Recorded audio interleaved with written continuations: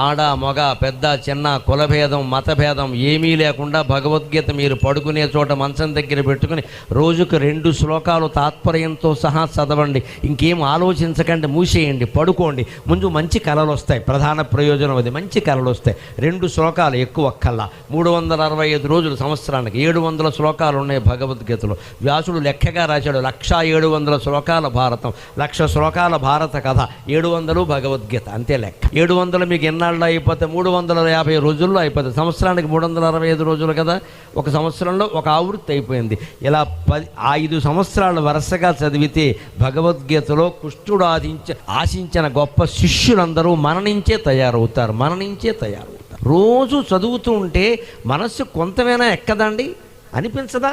మనం ఏం చేస్తున్నామని అనిపించదా? చదవాలి కదా ముందు.